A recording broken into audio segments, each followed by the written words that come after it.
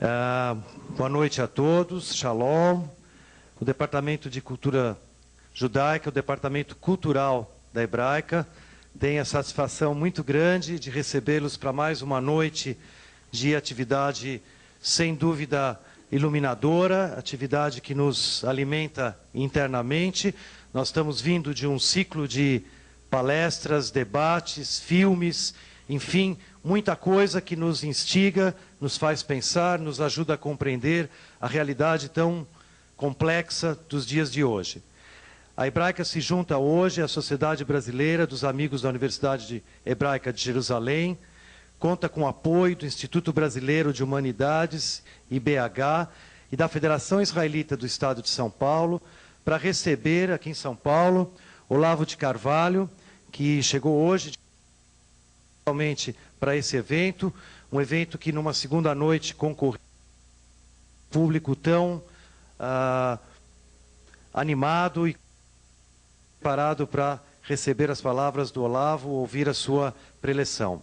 Antes de dar início, eu queria, em nome do presidente da Sociedade dos Amigos da Universidade Hebraica de Jerusalém, Morris Dayan, saudar a todos. Morris, infelizmente, não pôde estar presente, mas é uma honra muito grande a gente poder estar participando junto com a Hebraica desse evento.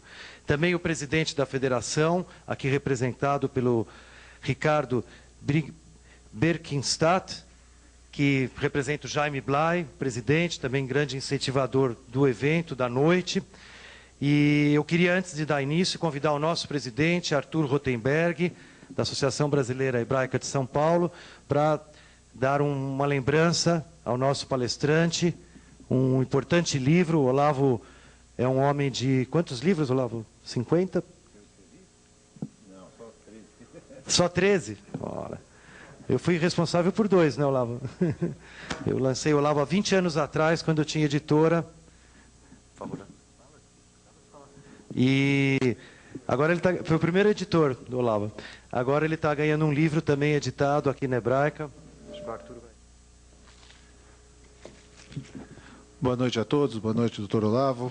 É um prazer tê-los aqui. Diante de uma plateia um pouco diferente da que eu estou acostumado, afinal de contas, geralmente, os eventos da Hebraica eu conheço, se não 100%, 90% da plateia. Hoje nós temos uma plateia bastante heterogênea, o que é muito bom, o que é muito saudável. É importante que todos saibam da pluralidade da Hebraica, de que a Hebraica tem as suas portas abertas à comunidade brasileira, paulistana, que a Hebraica oferece muitos eventos culturais, não só para os seus associados. E eu estava comentando com o Ricardo, que está representando o presidente Jaime Blay, na ausência do Dayan e do Blay, pelo menos um presidente veio, né? Mas eu queria desejar a todos uma excelente palestra, sejam muito bem-vindos ao nosso clube. Para aqueles que estão nos visitando, saibam que a Hebraica tem 51 anos de idade, aproximadamente 28 mil associados, e é um clube judaico inserido na vida dessa cidade, na vida desse estado, na vida desse país, e que vem contribuindo ao longo desses 51 anos com o crescimento do nosso Brasil. Dr. Olavo, é uma honra tê-lo aqui e vamos ouvi-lo com o maior prazer. Muito obrigado e boa noite.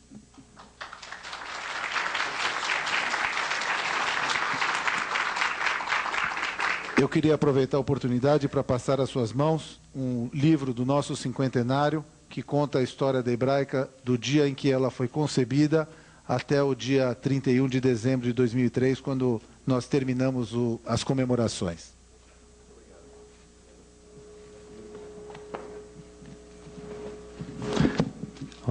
O presidente Arthur Rotenberg realmente representa a casa como presidente, mas eu não posso deixar de mencionar, temos Naor Rotenberg, ex-presidente da Hebraica, Natan Berger, ex-presidente da Federação. A luz aqui não permite ver todo mundo. Temos a nossa vice-presidente social e cultural, Esther Tarandash, Gabi Milevix, assessor do presidente. Enfim, temos aqui viu, Arthur, um apanhado muito importante, e eu acho que isso já vem acontecendo em vários eventos, então eu acho que a Hebraica realmente está bastante ativa dentro da sua programação.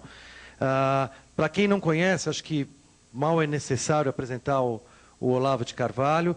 Ele é apoiador do evento Instituto Brasileiro de Humanidades. Ele é colunista do Jornal da Tarde, Página 2, Zero Hora, Folha de São Paulo, O Globo. Ele tem, como ele falou, 13 livros publicados. Ele já publica há mais de 20 anos, né? Começamos em 84. E, sem dúvida, eu acho que a gente vai ter a oportunidade de ter um debate muito bom. Eu recebo aqui quem quiser mandar as perguntas por escrito. O Olavo também oferece a oportunidade, ao longo da palestra, de esclarecer dúvidas que se coloquem. Então, diretamente ao palestrante, Olavo de Carvalho.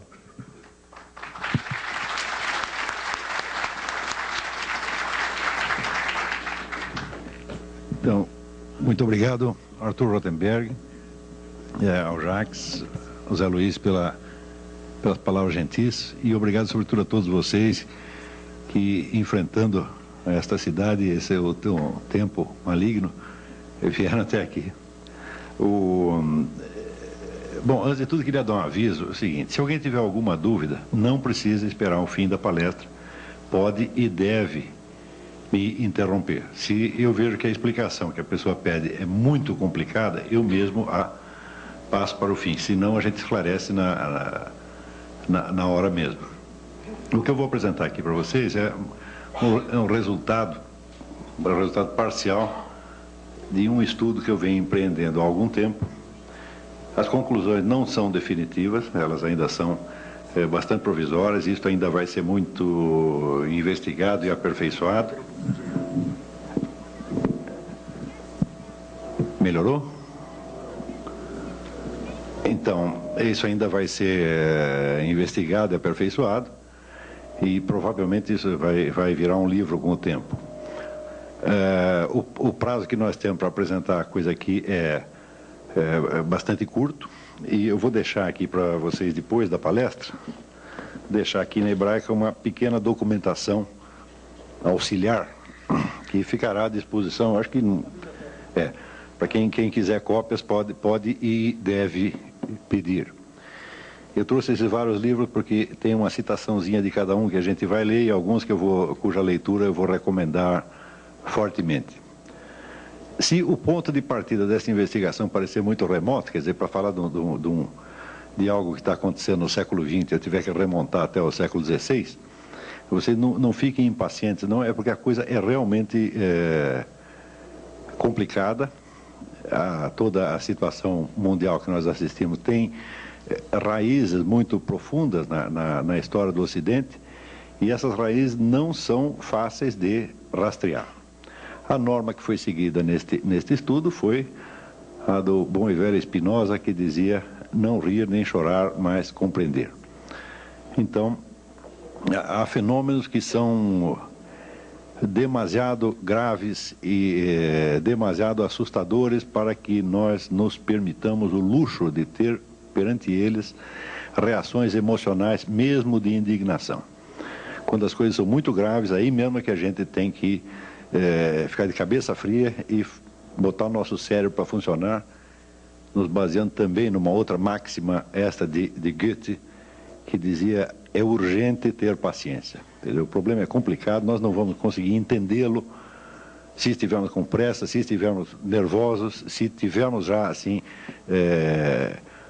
vamos dizer, opiniões feitas, opiniões prontas, que só vão nos atrapalhar a intelecção do processo. O ponto de partida desta investigação foi, há muitos anos, algo que eu li do filósofo alemão Martin Heidegger. Era uma teoria que ele apresentava sobre as origens do totalitarismo. Ele dizia que a origem remota do totalitarismo estava na entrada da modernidade, quando, com René Descartes, a filosofia proclama a possibilidade que o indivíduo humano tem de chegar a um conhecimento de validade universal a partir tão só do exame de si mesmo e de uma espécie de introspecção. Este é o princípio básico do racionalismo, quer dizer que o sujeito conhecer 2 ou 3 premissas universais, ele pode deduzir, tirar da sua própria cabeça a totalidade do sistema das ciências. E dizia Martin Heidegger que se existe esta possibilidade do indivíduo humano ter por si mesmo uma visão tão abrangente, tão segura da realidade, então está suposto que o indivíduo detentor deste conhecimento deve ser também o detentor da autoridade sobre o mundo. Ele raciocina que não pode haver o totalitarismo sem a ideia de um controle total da sociedade e do processo histórico, e essa ideia, por sua vez, também não poderia existir, segundo ele, sem um conhecimento total e abrangente da realidade. Então, a pretensão de conhecimento desse novo tipo de indivíduo que emerge com a ciência moderna estaria aí a raiz do totalitarismo. Eu vou ler um trechinho para vocês de um livro majestoso, estudo magistral sobre isto, de um autor chamado Alain Renaud. O livro chama-se A Era do Indivíduo. Ele escreve um pouco, às vezes, com aquele estilo um pouco pesado e tortuoso que é tão característico dos filósofos franceses, mas vale a pena. Ele diz: em toda uma tradição que, partindo de Heidegger, conduz tanto a Hannah Arendt quanto a Claude Lefort, o fenômeno totalitário vê-se interpretado através da sua relação com o reino da subjetividade, segundo um raciocínio não desprovido de sedução. O totalitarismo define-se, com toda evidência, como a tentativa de uma política de dominação total. Ora, tal projeto não pode ser concebido senão lá onde o campo sócio-histórico é representado como suscetível de ser integralmente controlado por um poder que o tornasse transparente e que racionalizasse todos os seus aspectos e que logo se tornasse o seu senhor e possuidor. O senhor e possuidor é a expressão de Descartes, é o homem como senhor e possuidor da totalidade da natureza. Nesse sentido, o fantasma da dominação total não seria senão o último e o mais monstruoso rosto da promoção moderna cartesiana da subjetividade. Muito bem, essa é a teoria de Heidegger, né? O totalitarismo. Prosseguindo neste raciocínio, Heidegger diz que com o racionalismo moderno, então, se no mesmo instante em que se inaugura o sonho ou a ambição de uma ciência universal capaz de dominar, portanto, o processo histórico e controlar totalmente a vida social, no mesmo instante aparece, então, o princípio da racionalização da sociedade moderna. Para a racionalização aqui se referia a Max Weber, que colocando toda a sociedade, vamos dizer, a serviço de um processo industrial cientificamente organizado, elimina, então, vamos dizer, as ligações dos indivíduos com as suas respectivas comunidades de origem, ou seja, ela desacultura milhões de pessoas. Por exemplo, no começo da Revolução Industrial, massas inteiras de antigos artesãos abandonam as suas coletividades, abandonam as suas pequenas cidades e vão para a cidade grande, para a capital, onde se tornam operários de indústria ou desempregados. Então, criando uma multidão de pessoas desarraigadas, que já não tem mais aquela identidade cultural originária, aquela ligação pessoal que tinham com as suas comunidades de origem e que agora são como se fossem átomos soltos no anonimato da sociedade industrial. Então, estes dois processos que Heidegger menciona, primeiro esse a ideia do controle total da mente humana sobre a realidade e a ideia do desarraigamento, aí estariam, vamos dizer, duas fontes, então, do totalitarismo moderno. Por um lado, pela ambição, vamos dizer, do controle total e, por outro lado, pela desumanização causada, vamos dizer, por esse rolo compressor da sociedade moderna que esmaga as pequenas comunidades, as culturas tradicionais, e instaura em lugar deles a máquina anônima e impessoal da sociedade industrial. Este diagnóstico eu li há mais de 20 anos, e me pareceu razoável no momento. Só que mais tarde surgiram duas perguntas. A primeira pergunta é o seguinte, quer dizer que se o totalitarismo começa com essa exaltação da inteligência individual e da consciência individual, como é possível que a primeira coisa que o totalitarismo faça ao se instalar seja justamente esmagar todas as consciências individuais? Na verdade, se alguma consciência individual tem o primado num regime totalitário, só pode ser a consciência individual do governante, e a todas as outras é negado, então, um privilégio similar de conhecer a realidade tão bem quanto ele acha que conhece. De modo que, se alguma consciência individual chegou a ser, vamos dizer, exaltada e dignificada durante os regimes totalitários, certamente foi a de Hitler, de Stalin e assim por diante, Mao Tse-tung, mas não certamente a das demais pessoas que viviam sob o seu domínio. E a segunda pergunta é, como é que, se Heidegger conhecia tão bem o espírito do totalitarismo, as suas causas, etc., etc., como é que ele arrumou uma carteirinha do Partido Nazista? Me parecia um pouco inconsistente a coisa, né? Então,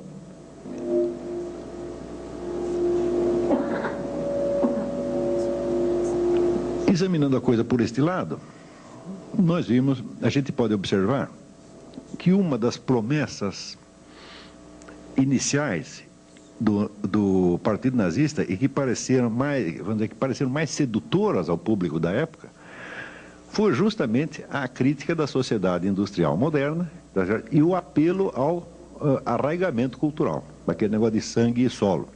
Quer dizer, a identidade nacional germânica, que seria, através do nazismo, segundo prometia, seria reconquistada, devolveria a estes pobres átomos soltos da sociedade industrial um senso de participação e de conexão pessoal com a sua comunidade. Ou seja,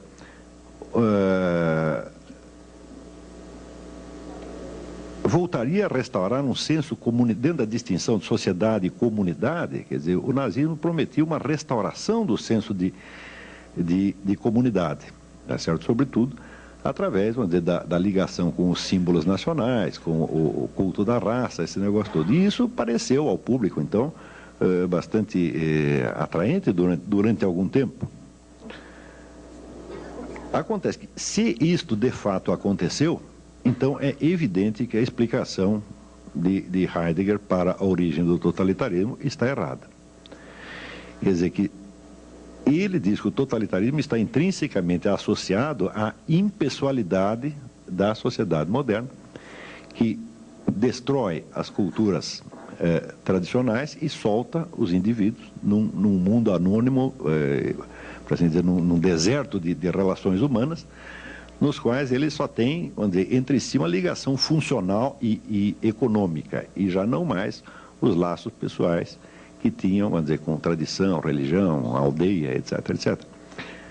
Ora, mas se foi possível criar um novo totalitarismo, para saber, o totalitarismo nazista, né, com base na promessa exatamente contrária, então quer dizer que esta relação intrínseca que Heidegger está vendo entre a impessoalidade da sociedade moderna e o totalitarismo não existe. Quer dizer, a coisa deve ser outra, a linhagem deve ser outra, completamente diferente. Ou seja, é possível você instaurar um totalitarismo de tipo, vamos dizer, anônimo, organizativo, voltado totalmente para a modernização industrial, e é possível também instalar um outro totalitarismo com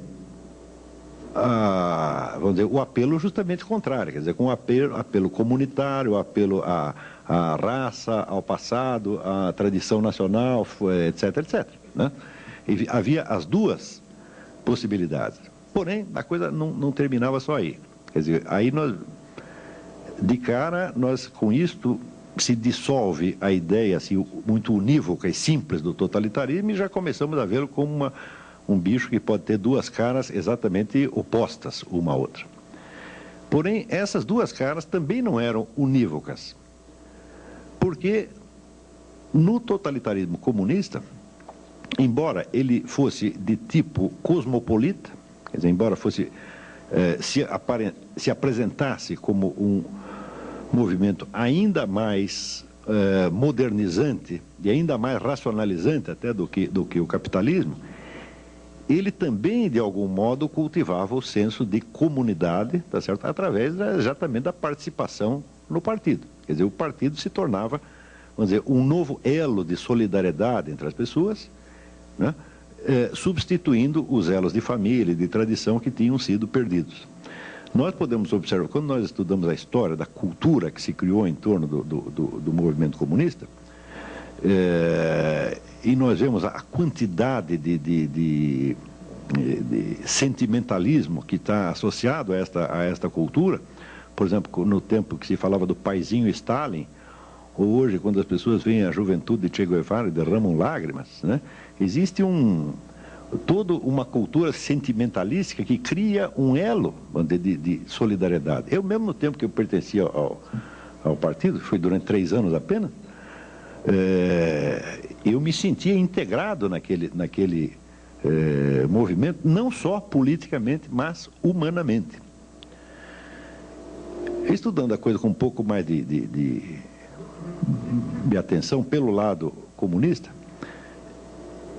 eu cheguei à conclusão de que houve tantas versões diferentes da ideologia comunista e tantas propostas diferentes relativas ao regime comunista que nós não conseguiríamos, de maneira alguma, defini-lo como um movimento ideológico unívoco. Existem ideologias comunistas e existem regimes comunistas concebíveis, mas tem uma coisa que tem unidade, é a unidade da cultura comunista. Quem quer que participe de um movimento esquerdista, ele se integra, de certo modo, não num movimento ideológico unívoco, ele pode ter divergência com todo mundo ali, mas qualquer que seja a linha a que ele pertença, ele se integra na cultura e, sobretudo, na cultura psicológica do movimento comunista. E essa cultura psicológica, ela envolve o indivíduo sob todos os lados. Quer dizer, você trabalha com comunistas, você vai no bar com comunistas, você faz festa com comunistas, você está sempre cercado daquelas pessoas que lhe dão um senso de identidade e de pertinência e até de irmandade. Tá certo? Então, peraí, o comunismo, que seria o totalitarismo mais seco, mais frio e mais racional, ele também tem esse componente emocional e comunitário profundo. E, por outro lado, o totalitarismo nazista, cuja ideologia, cujo discurso era voltado para o apelo comunitário, para a volta às raízes, etc., etc., ele, por outro lado, ele tinha um processo de modernização industrial tão racional, tão frio e tão desumano quanto qualquer outro. Está compreendendo? Então, estou observando só pelo lado ideológico, não estou falando das realizações criminosas dos dois regimes, abstraindo isto. Vamos fazer de conta que comunistas e nazistas eram boas pessoas, que nós não temos nada contra eles e que estamos apenas examinando as ideias deles, né? Ou seja, só examinando com o máximo de frieza e de isenção e levando em conta somente as ideias, nós daqui a pouco, por trás dessas ideologias tão bem justificadas, né, que uma fala, vamos dizer, em nome do senso de justiça e igualdade, e outra fala em nome do senso de comunidade e do resgate dos pobres átomos anônimos desarraigados na sociedade industrial. Quer dizer, por trás de toda esta bela conversa vai começar a aparecer o lado monstruoso já, sem nem precisarmos apelar ao reino dos fatos. Muito bem, mas se esses dois totalitarismos, que se apresentavam com faces opostas, cada um deles tinha dentro de si a face do outro, tá certo? Também, vamos dizer, anexada e como que geminada à sua própria face. Quer dizer, vamos falar de um totalitarismo societário, um totalitarismo comunitário. Esses termos são provisórios, eu ainda não achei os termos adequados para isso, mas para simplificar a guerra, diremos que o socialismo era um totalitarismo societário, tá certo? Quer dizer, voltado para uma dissolução ainda maior das comunidades tradicionais e para uma racionalização ainda maior da sociedade.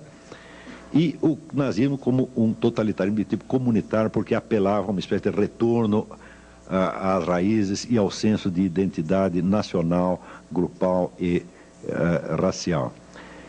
Então, quer dizer, um desses totalitarismos, cada um deles, tinha a imagem do outro geminada a parte do outro que parecia a mais diferente dele, era uma componente dele próprio. Eu não sei se está ficando claro isso aqui. Está entendendo? Se houver qualquer dúvida, vocês me param, porque esse negócio é confuso mesmo, tá, né? Não, eu estou há anos fazendo o melhor que eu posso para ver se eu consigo achar, quer dizer, as pistas direitinho, consiga mapear esta coisa, dizer o que está acontecendo, afinal de contas, o que é isso, né? E naturalmente todos nós podemos errar, e às vezes a massa de informações que tem nisso é tão grande que eu mesmo acabo me atrapalhando. Então, isso nos, vamos dizer, esta observação de que os dois totalitarismos, eles eram opostos na sua ideologia. Ideologia quer dizer um discurso pretextual. O que eu chamo de ideologia sempre é isso, né? A ideologia nunca diz o que você vai fazer. Ele diz em nome do que ele quer que você pense que ele está agindo. Não é isso? Essa talvez seja a melhor definição de ideologia essa. É um discurso pretextual, né? Então, se pegamos, vamos dizer, um partido qualquer, ele sempre terá dois programas. Tem um programa interno que é para a sua orientação, tá certo? Quer dizer, o que ele vai fazer realmente, a sua estratégia, etc, etc. E tem o discurso de autojustificação ideológica, que é o que ele quer que os outros pensem que ele está fazendo, mas que às vezes não é exatamente o que está fazendo.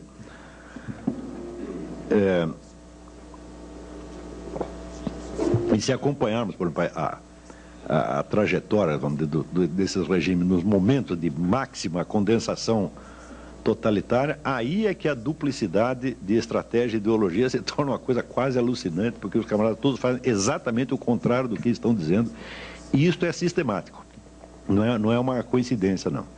E não pode ser explicado como mera, vamos dizer, hipocrisia. Ele diz uma coisa e faz outra. Não, este é um negócio, essa duplicidade é até planejada. Muito bem, a partir da hora que verificamos que existe esta duplicidade de totalitarismos e dentro de cada uma delas tem uma nova duplicidade interna, aí é que a teoria explicativa do Heidegger foi mesmo para o brejo, quer dizer, não sobrou nada. O processo, em suma, é muito mais complexo do que se poderia imaginar. Mas esta mesma dualidade que nós usamos agora de comunidade e sociedade, ainda pode nos servir como uma pista para investigar isso aqui, no seguinte sentido. Em toda a sociedade humana que existiu até hoje, toda e qualquer sociedade humana, sempre existe, por um lado, os papéis sociais que as pessoas desempenham, ou seja, a identidade social que cada um tem, como, por exemplo, no momento eu me compreendo a mim mesmo como conferencista e vocês como auditório de conferencista, né? O Arthur Rothenberg se entende a si mesmo como presidente da Hebraica, etc, etc. Vamos dizer, são as identidades que nós desempenhamos na sociedade, com as quais nós nos mostramos e nos compreendemos a nós mesmos na sociedade. Mas existem certos momentos, tá certo, onde você é violentamente despido da sua identidade social. Por exemplo, no instante que você é assaltado na rua, tá certo? Aí um sujeito encosta um revólver na sua cabeça, tá certo? E quer o seu dinheiro, quer esse dinheiro exista, quer não exista, tá certo? Então, neste momento, todas as ligações que você tem na sociedade falham. Você está separado de tudo e você está reduzido à condição humana no seu sentido mais físico, tá certo? Você é apenas um corpo humano vivente que pode estar morto dali 2 segundos. Ou seja, os seus compromissos sociais não contam mais, os seus deveres sociais não têm mais a mínima importância, naquele momento você está dispensado de todos eles, e os benefícios que você espera obter da sociedade também não existem. Uma outra circunstância onde você é desligado da sua identidade social por exemplo, por ocasião de certas experiências extremas. Eu me lembro que quando eu era jovem, tinha 18 anos, eu participei do recenseamento escolar no governo do falecido Adhemar de Barros. E eu participei disso no litoral sul, perto ali de Iguape, Cananéia. E nós íamos pelo meio do mato, procurando os moradores para ver se tinham crianças, quantas crianças tinham, se estavam na escola, se não estavam, etc, etc. E chegou uma hora que nós nos perdemos. E ficamos 4 dias, estava eu e mais 2 funcionários, 4 dias no meio do mato, tá certo? Então, ali nós sentimos o que era estar totalmente desamparado das nossas conexões sociais. Ali não havia mais, nenhum de nós era nem mais cidadão brasileiro, nem eleitor, nem pai, nem mãe. Nós éramos apenas organismos humanos ameaçados. Uma outra situação que provoca este desligamento seriam, por exemplo, experiências com drogas. O drogado não tem uma identidade social, ele não sabe quais são os seus direitos e deveres sociais, etc, etc. Ele está reduzido a um conjunto, vamos dizer, de sensações e imaginações que assinalam a sua condição de corpo vivente, de organismo vivente, tá certo? E nesse instante, ele pode se relacionar com outras pessoas, mas não através do papel social. É um tipo de relação mais primitiva, tá certo? E que implica, por um lado, a total insegurança, mas por outro também a total liberdade.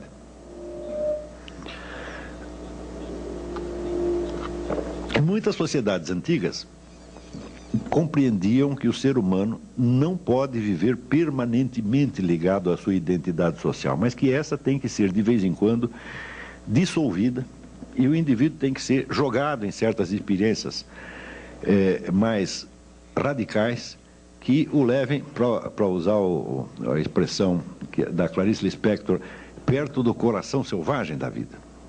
Tá certo? Todo mundo tem uma necessidade, o ser humano tem uma necessidade profunda de vez em quando, se despir da sua identidade social e voltar a uma experiência mais direta e mais primitiva. Ora,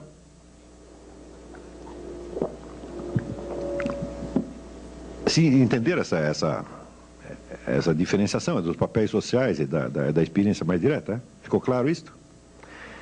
Muito bem. Todos os movimentos totalitários, sem exceção,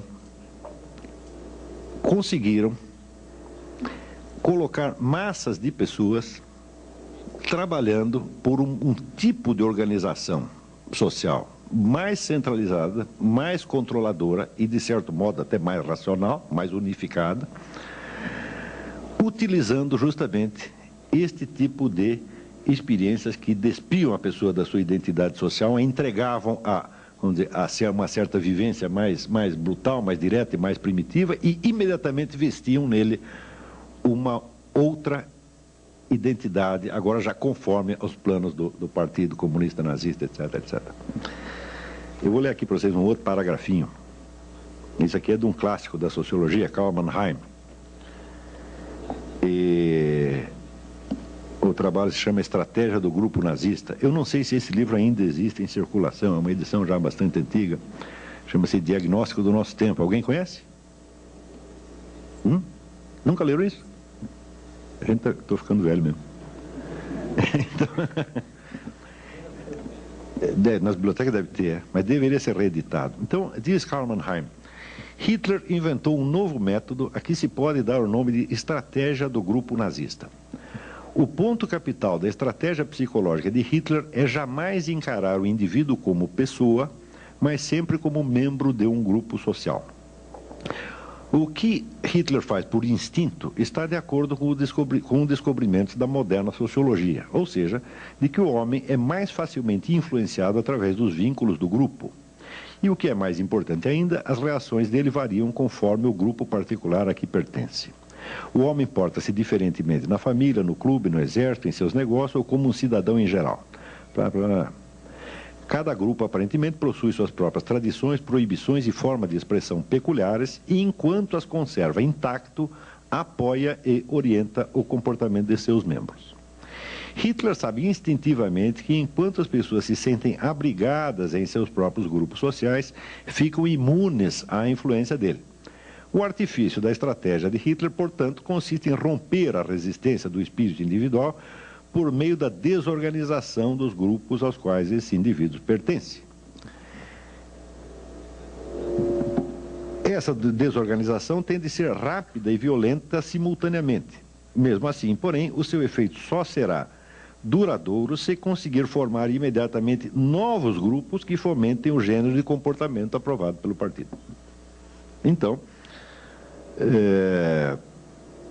bom, assim, há duas fases principais na estratégia do grupo de Hitler: a decomposição dos grupos tradicionais da sociedade civilizada e uma rápida reconstrução baseada em um padrão de grupos inteiramente novo. Ou seja, o indivíduo é induzido, assim, por um processo muito rápido, a se desligar ou da família, da igreja, do seu grupo local, etc, etc. Então, naquele momento, ele está entregue, vamos dizer, àqueles medos mais primitivos que justamente eu experimentei, por exemplo, quando estava perdido no meio do mato. Você não tendo os vínculos grupais, você não sente a proteção. Então, automaticamente, você sai buscando, quer dizer, uma nova identidade, e daí aparece o sujeito com a carteirinha do partido e diz: olha aqui, meu filho, você paga aqui a mensalidade do partido, está resolvido o seu problema. Isso aqui, evidentemente, não é uma propriedade particular de Hitler. Muitos movimentos de massa fazem a mesma coisa, e nós observamos isso diariamente na nossa própria sociedade, nós vemos isso acontecendo. Mas este jogo, vamos dizer, do indivíduo no seu isolamento, devolvido, vamos dizer, ao terror primitivo, tá certo? Por um lado. E, por outro lado, o indivíduo integrado no grupo e disciplinado segundo o grupo, aí também existe uma certa ambiguidade. Porque a integração no grupo subentende também a disciplina e a obediência, portanto, pode ser o veículo da opressão.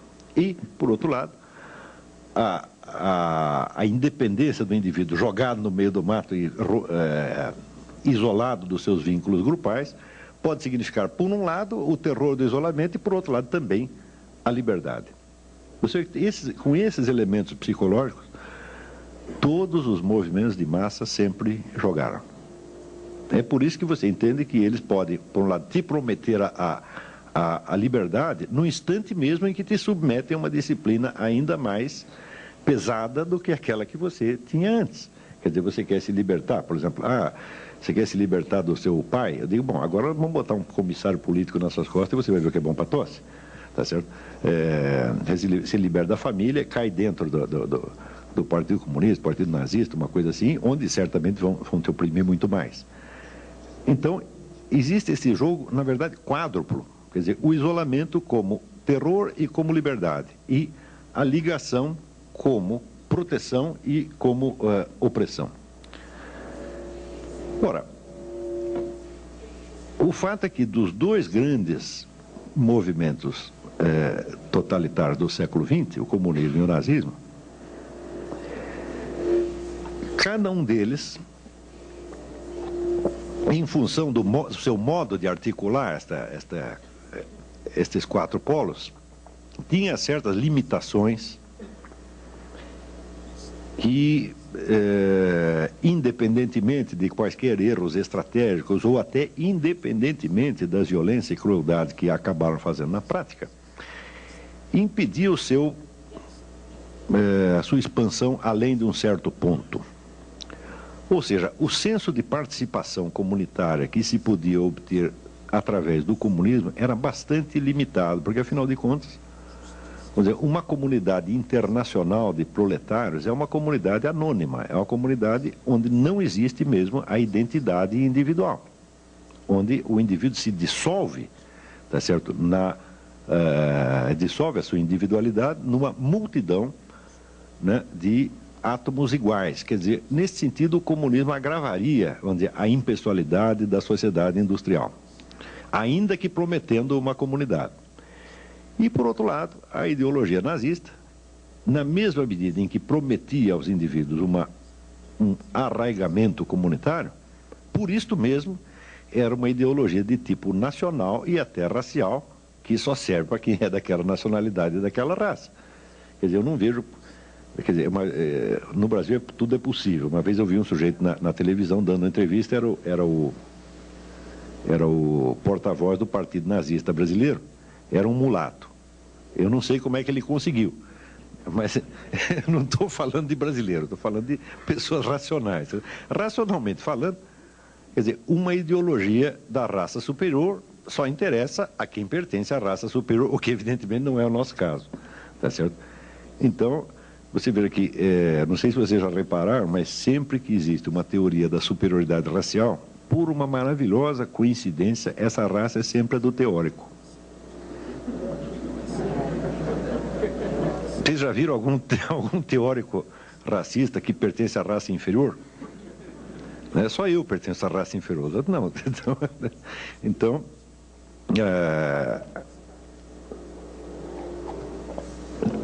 onde quer que você veja uma pretensão de superioridade racial, e nós a vimos, por exemplo, não só no caso nazista, mas nós vemos hoje, certo teórico do movimento black americano, eu lendo esses camaradas, né, eu vejo como é fácil, né, você argumentar nesse sentido, desde que você esteja assegurado que o resultado da sua pesquisa científica será provar que o superior é você.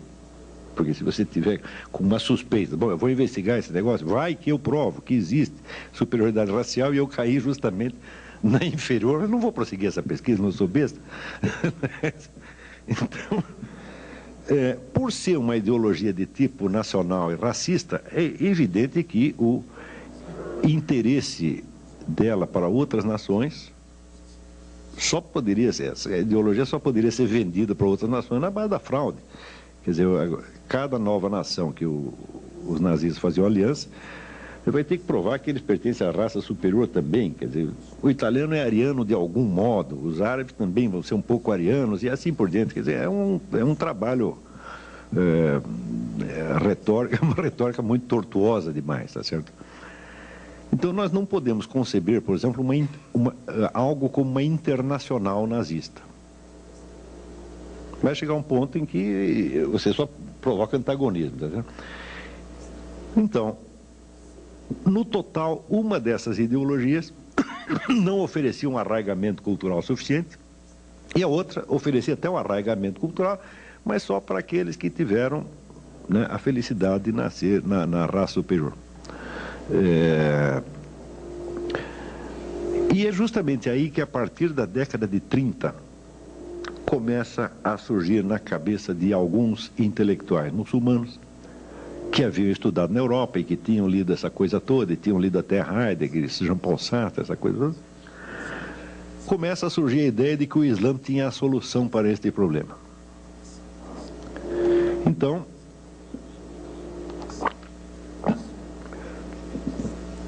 pelo lado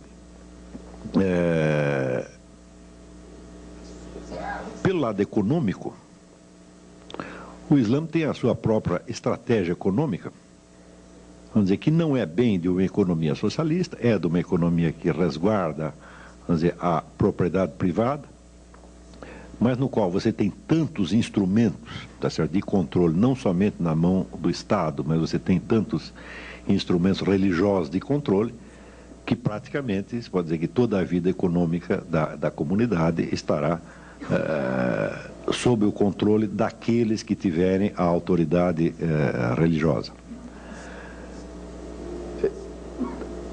Pelo lado cultural,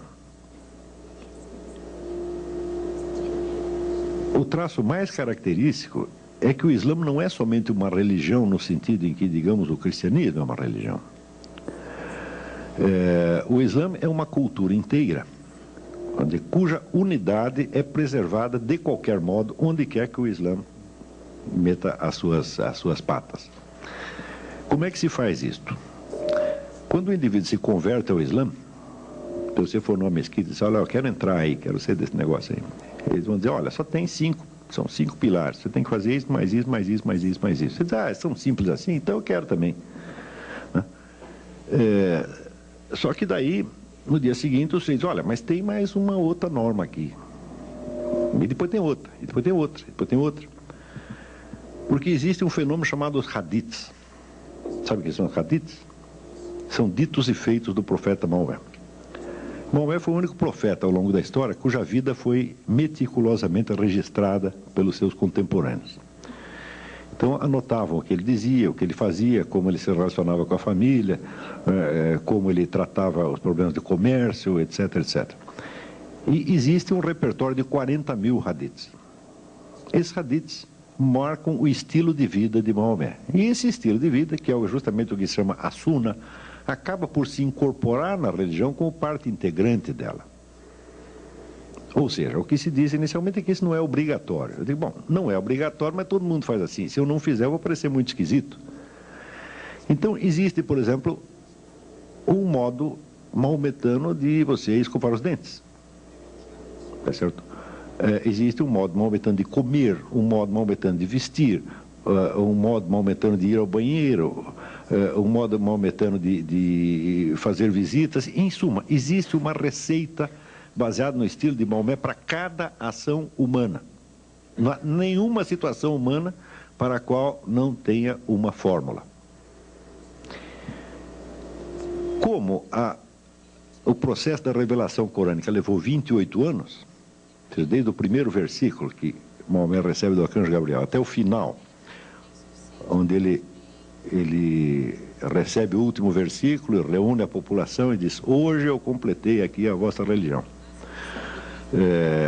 Como se passaram 28 anos, calcula-se que o indivíduo, para absorver a totalidade dessas regras e se tornar realmente um muçulmano, precisaria de 28 anos. Tá certo? Mesmo assim ainda vai falhar. Se falhar também, não tem problema, porque a comunidade inteira está de olho em você, dizendo: tal coisa não se faz assim, não diga isso, tá certo? Não se sente assim, não pega comida assada, não escova os dentes assim. Está entendendo? Então, existe um cerco total. Nós podemos comparar. Vocês já repararam que não existe muita propaganda islâmica? Já viram isso? Não vê propaganda islâmica, porque o Islã ele se expande mais ou menos como uma ameba. Ele engole a ameba que está do lado, entendeu? Então, a hora que o sujeito entra no Islã, ele é totalmente absorvido em todos os aspectos da sua vida. E essa absorção é progressiva. Isso quer dizer que a possibilidade do indivíduo ser religiosamente islâmico, tá certo? E conservar os hábitos da sua cultura originária é praticamente nula.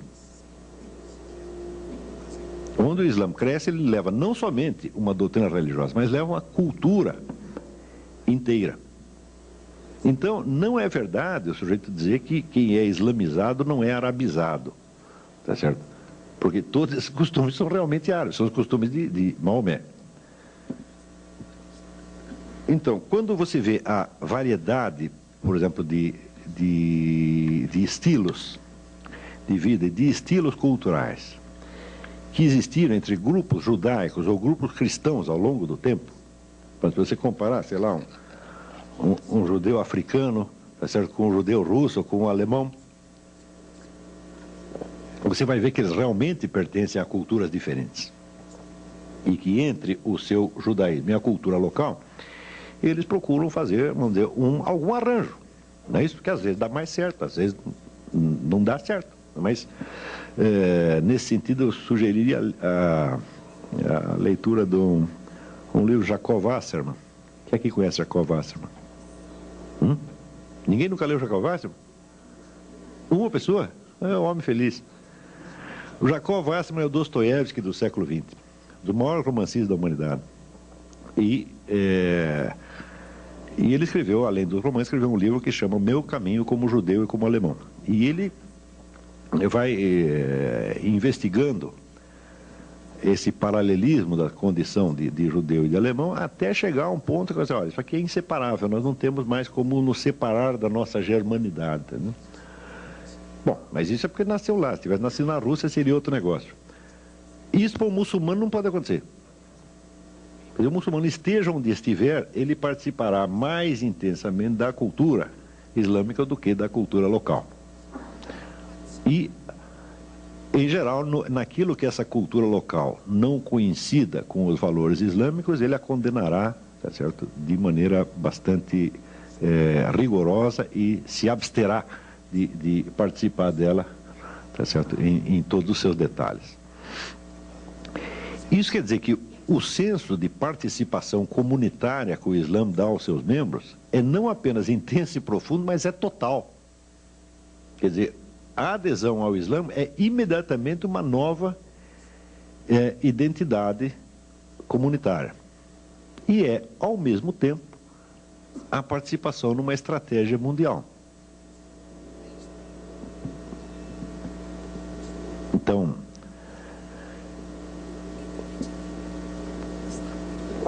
isso quer dizer que, contemplando o problema dos dois totalitarismos, o muçulmano da década de 30 e 40 começou a ter ideias.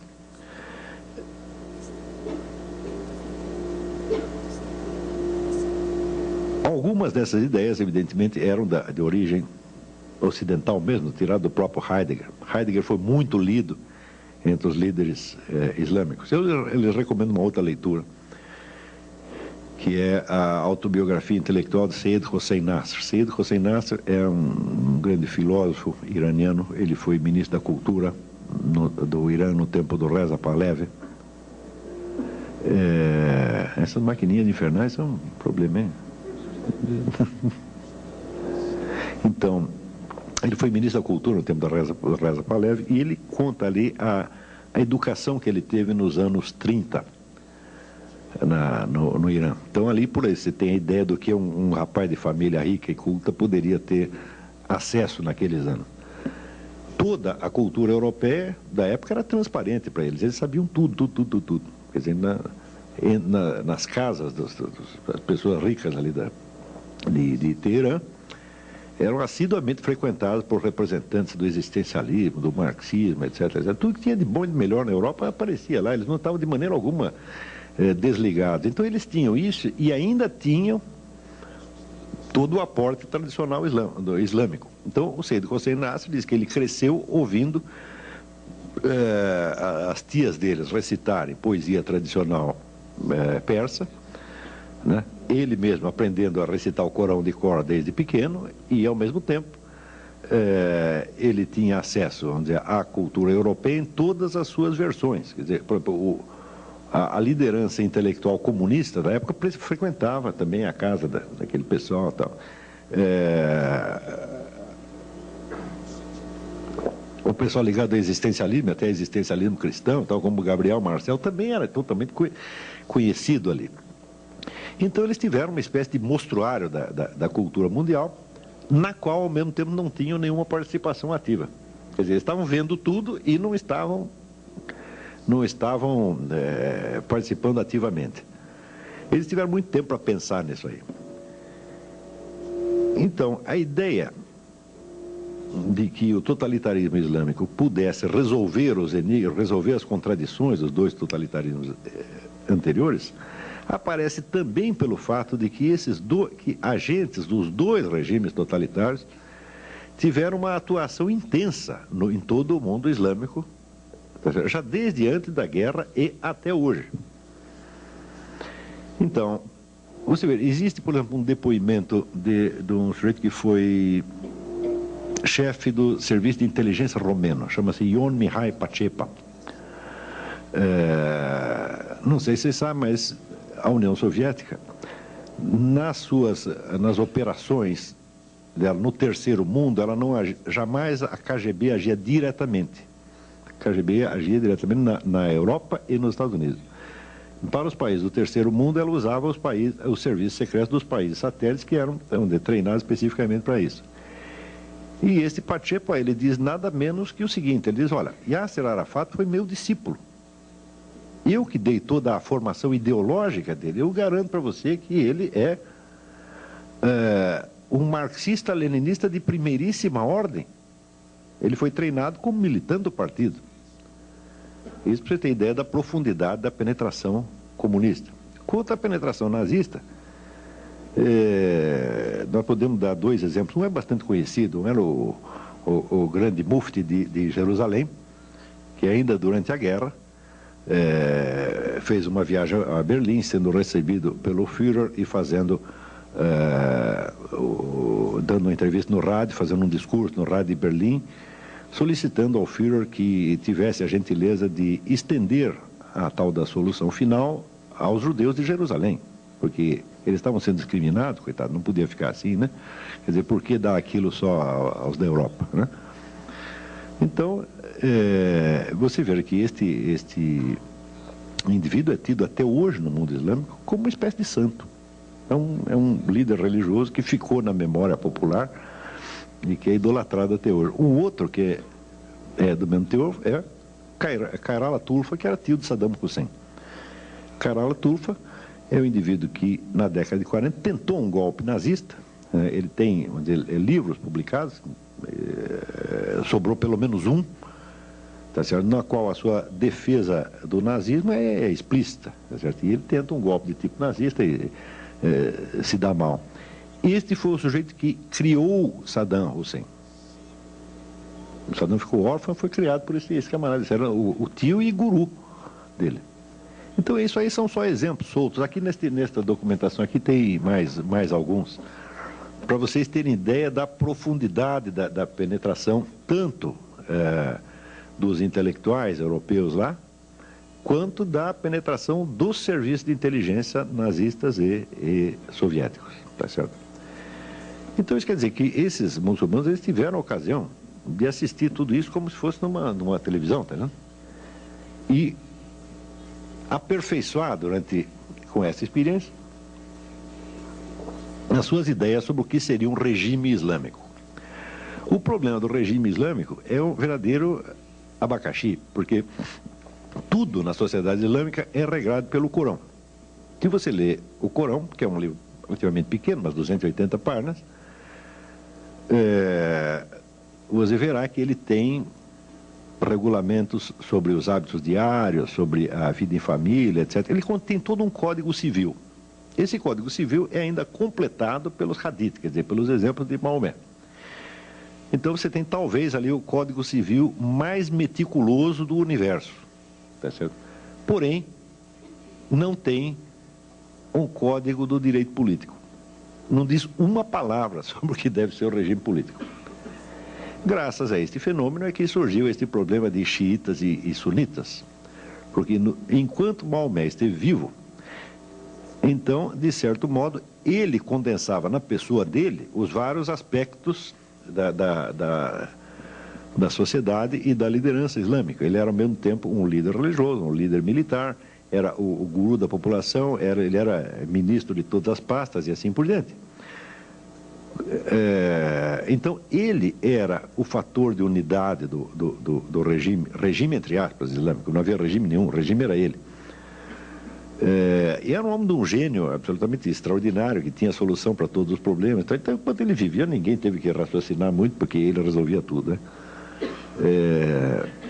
Quando o sujeito morreu, no dia seguinte, já deu o rolo. Porque aí eles perceberam que não havia regime nenhum. Então, primeiro, nós temos que eleger vai ter que ter um chefe esse negócio, né? Então, alguns achavam que esse chefe tinha que ser, vamos dizer, um continuador da obra de Maomé. Portanto, alguém investido também da missão profética e dotado do carisma profético. E outros disseram, não, de jeito nenhum, o único profeta que teve é esse. Ele disse que ele era o selo da profecia, então acabou, não tem mais profeta agora. Então tem que ter apenas um governante civil, tá certo? E o guiamento espiritual da comunidade deve caber à própria comunidade nos seus, vamos dizer, representantes mais eruditos e mais ilustres, que formariam o que se chama Uma. Uma é a comunidade, mas não a comunidade no sentido de todo mundo. A Uma é a comunidade de todo mundo que pensa e que está interessado no assunto, né? Então, esta entidade informal, a Uma, é que seria o guiamento espiritual da comunidade. E outros acharam, não, nós temos que ter aqui um profeta, e escolheram, evidentemente, o genro de Maomé, Ali, que era, de fato, espiritualmente, o homem mais notável da comunidade. Não só espiritualmente, mas intelectualmente, sob um monte, era um tipo muito especial, né? Agora, acharam que ele era ainda mais especial do que era, porque acharam que havia realmente nele o carisma da profecia. Então, é uma espécie de continuador do profeta. Então, é isso que é a distinção entre sunita e xiita. Sunna quer dizer os costumes, e os costumes não é nada mais do que a coleção dos hadiths, quer dizer, a coleção daquilo que foi copiado, foi anotado da vida de Maomé e que serve como modelo para a conduta de gerações e gerações de muçulmanos. E xiita não quer dizer nada mais do que Shia, quer dizer os companheiros, que são os companheiros de Ali, aqueles que ficaram fiéis a ele, que eram a minoria. E entre os xiitas, então surge a ideia de que a profecia prossegue ao longo dos tempos. Tá certo? Então a subsistência da comunidade depende de haver um líder carismático a cada nova geração. Isso que se chama justamente o imam. Imam é um nome que... Imam quer dizer duas coisas. Quer dizer, em primeiro lugar, o imam é o sujeito que chefia a prece, ou que conduz a prece. Não sei se vocês já viram prece muçulmana. Fica um bando de gente alinhada aqui. Tem um sujeito na frente que ele diz a prece em voz alta e os outros aqui repetem ou ecoam. Ele conduz a prece de algum modo. Então, evidentemente, cada mesquita tem um imam, e se juntar dois muçulmanos para rezar numa casa, um deles vai ter que ser o imam. Mas também a mesma palavra é usada num sentido já mais ampliado para querer dizer o grande guia espiritual do mundo xiita.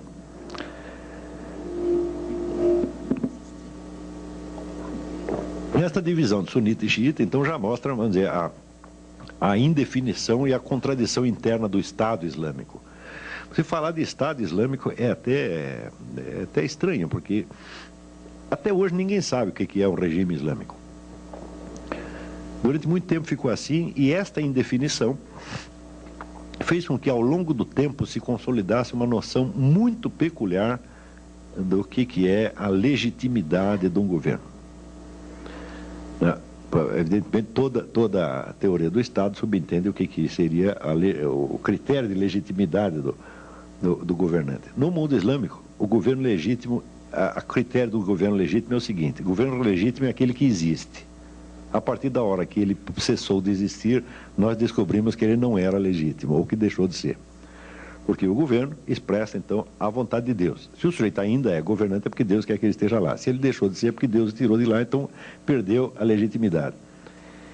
É evidente que isso é um convite a golpes de Estado, revoluções, etc, etc. Quer dizer, cada um diz, olha, o sujeito está lá, ele pensa que é legítimo, todo mundo pensa que é legítimo, mas eu vou mostrar que não era. Tá certo? Então, a tremenda instabilidade política do mundo islâmico, que só cessa em certos momentos quando algum grupo, alguma dinastia excepcionalmente feroz consegue impor ordem ao conjunto, é algo que, vamos dizer, se prolongou até o século XX. No século XX, quando se intensificam os contatos intelectuais e políticos entre o mundo islâmico e a Europa, naturalmente surge a ideia, não, peraí, nós precisamos formular direito este negócio do que seria um regime islâmico. E é aí que surge um indivíduo chamado Said Qutb. Said Qutb era um revolucionário egípcio que escreveu um comentário ao Corão em 30 volumes, chamado A Sombra do Corão. Né? Isso aí, para mim, foi um ato falho freudiano, porque se fosse coisa boa, seria a luz do Corão, não a sombra. Né? Então, acho que ele de fato se enganou. Então, o que ele faz é uma interpretação politizada do Corão, versículo por versículo. Ele faz uma espécie de teologia da libertação islâmica. E este foi o fundador, depois, da entidade que se chamou a Fraternidade Islâmica, tá certo? Que é, vamos dizer, a entidade que dá um senso, vamos dizer, de unidade à militância islâmica em todo o mundo. É evidente que uma obra em 30 volumes eu não vou poder resumi-la nem em 30 linhas, muito menos em 30 palavras. Então, não vou resumir, eu vou só dar um exemplo. Por este exemplo, vocês já pegam a índole da doutrina. Said Qutb pega as sentenças do Corão, tá certo? E as interpreta baseado no pressuposto, islamicamente inteiramente aceitável e até obrigatório, de que as sentenças de Deus têm uma validade absoluta.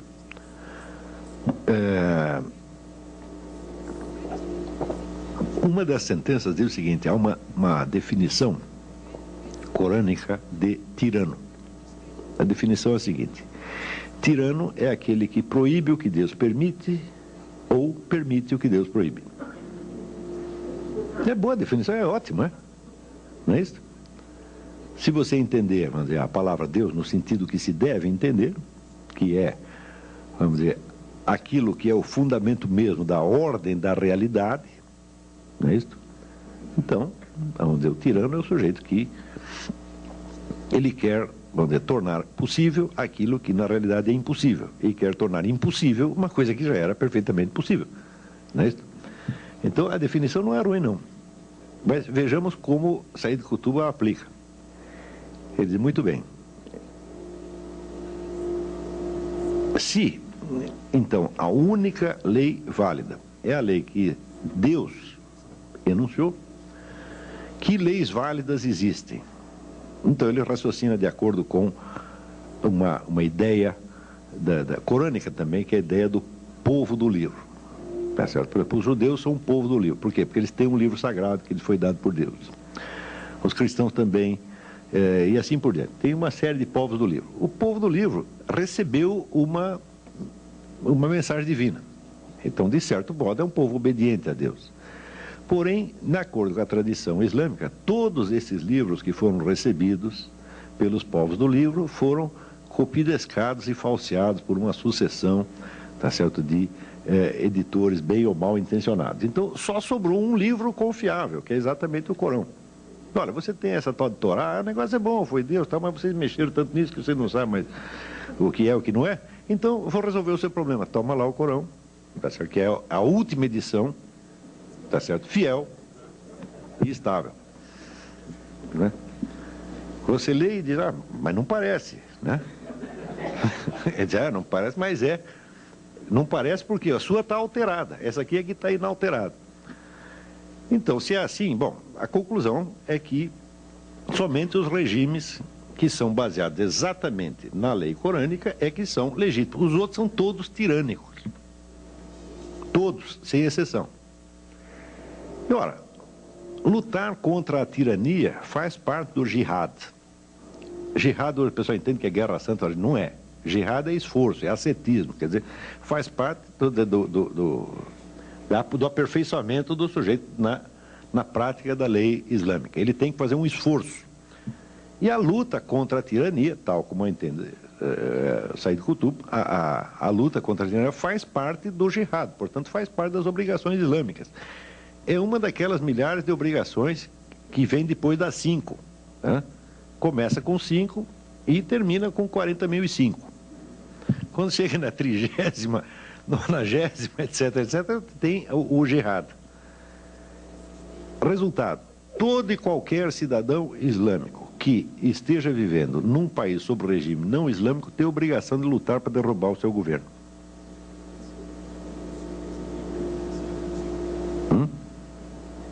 Isso não é um modo de dizer, é uma coisa assim, muito simples e direta. Você está aqui no Brasil, o governo é islâmico? Não. Então você tem que derrubar. Esta ideia está circulando, vamos dizer, nos livros de Said Qutb desde a década de 30. E Said Qutb foi lido por todo mundo.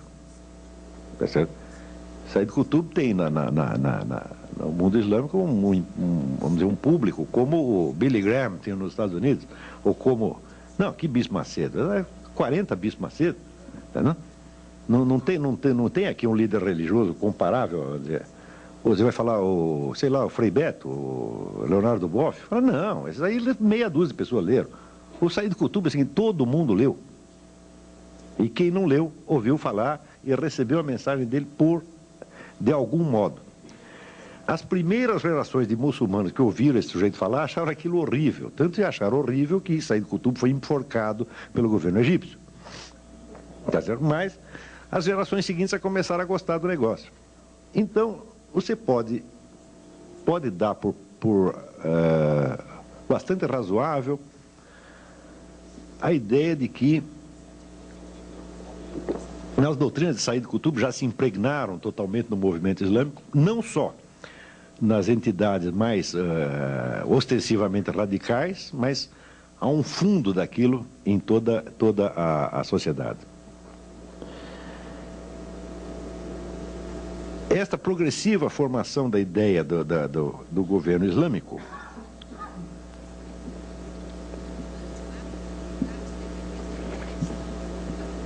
chega, vamos dizer, a uma espécie de perfeição mais modernamente, nas últimas décadas, quando se forma a ideia de que o Islã, por ter uma mensagem divina, tá certo? Ele é o complemento espiritual natural da revolução socialista no mundo.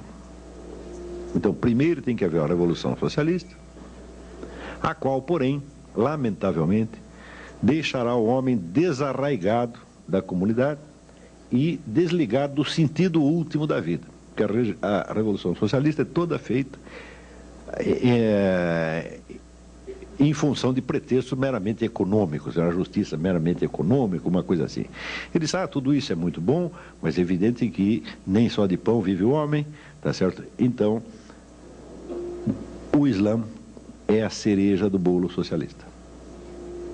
Quer dizer, depois de feita a Revolução Socialista, nós indicaremos ao mundo já socializado o caminho de Deus, tá certo? Então, digamos que o socialismo seria para o futuro mundo islâmico mais ou menos aquilo que Júlio César foi para a civilização cristã. Ele é o único unificador do mundo antigo, a partir da hora que unifica o mundo antigo, então entra uma nova, preparado o corpo da Europa, então tem uma nova mensagem que dará uma nova vida espiritual à civilização. Isto aqui, a ideia de socialismo mais espiritualidade islâmica, isto já ganhou o mundo islâmico. Não há um sujeito lá que não tenha essa ideia na cabeça. Uns podem ser mais bonzinhos, querem realizar isso através do voto, né? Porque uns também não leram só Karl Marx e Lenin, uns leram também Antônio Gramsci, tá certo? Então, o Antônio Gramsci é o sujeito, né, da revolução indolor. Nós vamos expandir a ideologia socialista de tal modo, vamos colocá-la, não vamos fazer propaganda socialista, nós vamos colocar o socialismo no dicionário, o socialismo nas entrelinhas da música popular, o socialismo nos livros didáticos, etc. No fim, todo mundo vai ser socialista sem perceber. Quando todos forem socialistas sem perceber, tá certo? Daí passaremos para o socialismo, assim, num passe de mágica, sem necessidade de nenhum trauma. Então, existem também os islâmicos gramscianos. E também nós podemos ir social islamizando a cultura mundial de tal modo que, no fim, a transição se fará de maneira indolor. Bom, não é necessário ser muito inteligente para perceber por que nesta perspectiva, surge o fenômeno do neo-antissemitismo. Por que os judeus saem mal pelas duas possibilidades? Quando eu comecei a estudar isso, veja esse fenômeno do neo-antissemitismo, que agora está todo mundo assustado, e todo mundo considerando um negócio imprevisto, eu devo me gabar, tá certo? Se é que isso é motivo de se gabar, de que muitos anos atrás eu já sabia que isso tinha acontecido. A partir desses estudos, eu falei, mas é impossível, os caras vão querer, mas daqui 10, 15 anos vão querer tirar o judeu do caminho. Porque, do ponto de vista da cultura socialista, o judeu é o representante do capitalismo. Isso, pelo menos, é o que diz Karl Marx. Karl Marx dissolve a ideia mesma de uma identidade judaica. Isso não existe. O que existe é o capitalista. E eles são os capitalistas. Então, a hora que nós destruímos o capitalismo, a identidade judaica irá para o brejo. Tá certo? E os judeus se integrarão na cultura socialista como todo mundo. Esta ideia, vamos dizer, foi levada ao pé da letra por Lenin. Lenin, então, logo toma o poder, ele cria no Partido Socialista, no Partido Comunista, uma famigerada seção judaica. A função da seção judaica era treinar militantes para que, se prevalecendo das suas ligações de família e de língua, penetrassem então nos grupos judaicos para espionar, denunciar, etc, etc, etc. Talvez alguns aqui tenham ouvido falar do famoso Rabino Schneerson, que era o grande santo,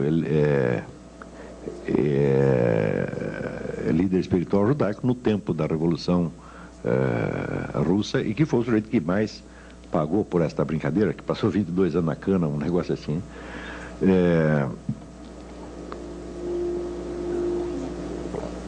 E, naturalmente, vamos dizer, pelo outro lado,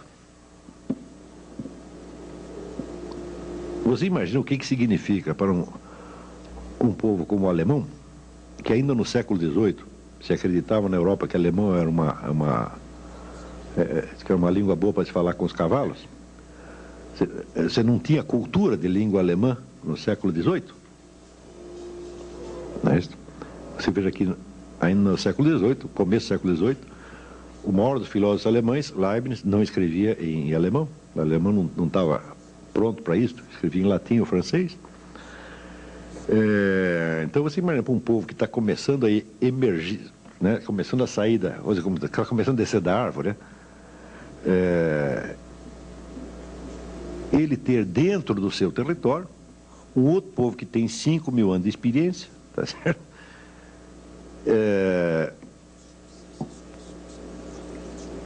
E que é, pela sua simples presença, a prova da inferioridade da população local. É horrível isso, dói no cotovelo, que é uma coisa medonha, né? Então, não precisamos nem especular outros motivos pelos quais surgiu o antissemitismo alemão. Quer dizer, um povo antigo, organizado, culto, capaz, que tem, vamos dizer, a coisa mais básica para o sucesso na vida, que é o capital cultural herdado. Não tem nada que ajude você, tanto na vida quanto você já recebeu isso de casa, tá entendendo? O alemão não tinha isso, tá? Então, basta isso para... Claro que houve outros motivos, mas este já é um motivo suficiente. O judeu era, de certo modo, pela sua simples presença, um antídoto à ideia de uma identidade racial germânica. Eu digo, mas que raio de identidade racial vai ter essa cultura? Assim, metade dos escritores e os cientistas, esses são todos judeus. Tem identidade racial nenhuma, isso é uma balela, né?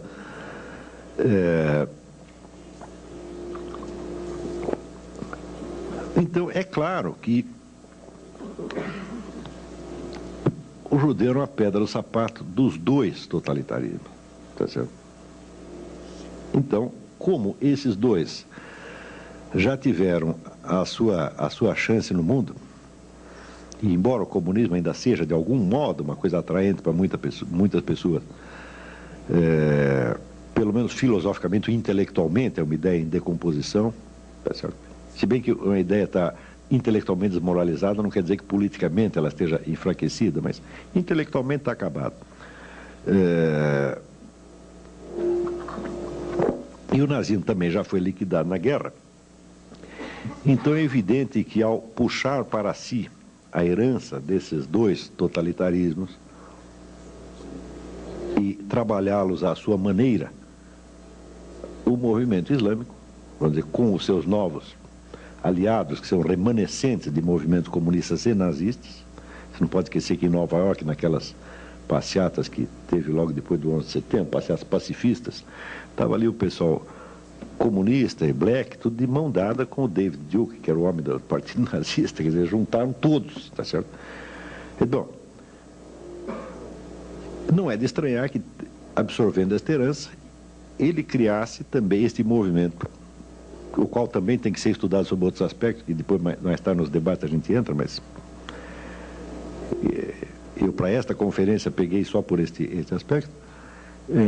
Não é de espantar que esse movimento criasse um neo-antissemitismo, que é um pouco diferente dos outros, tá certo? É um pouco diferente, mas evidentemente tão perigoso quanto, sobretudo pela sua abrangência.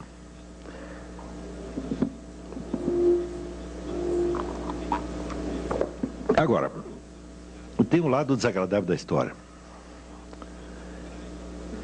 É que, ao longo de toda a formação desses movimentos ideológicos modernos, tá certo?